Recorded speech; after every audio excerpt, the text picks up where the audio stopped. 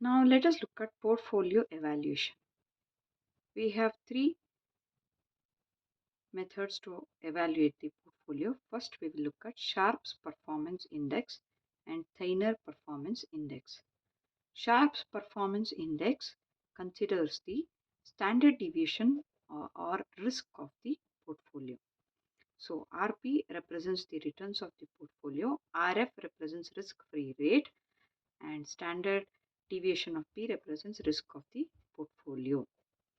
Theynor performance index. Here RP minus RF divided by beta of P. Here it considers the beta of the portfolio. The problem. Following is the information on the performance of blue chip, leading sector and contra fund for 6 months. Risk-free rate is 9%. Rank the funds with Sharpe's index and Theynor index.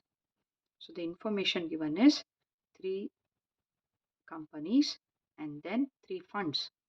Then we have returns of the portfolio of each fund, return of the each fund, then risk of each fund and the beta of each portfolio. The solution, Sharpe's performance index. So blue chip, first we will calculate for blue chip. Return of the portfolio is given, substitute the value, RF is 9, risk of the portfolio is given, substitute the value, we get 4.095. Similarly for leading sector, when you substitute you get 1.79, and for contra fund when you substitute the values you get 4.51.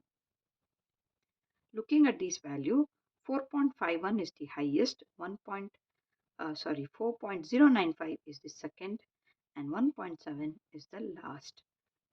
So according to Thaynor's performance index, so we need RP is given, RF is given, beta of the portfolios are given. Substitute the respective values, and for blue chip you have 71.22, for leading sector you have 28.77, for contra fund you had 27.13. So what does this rating mean under Sharpe's performances?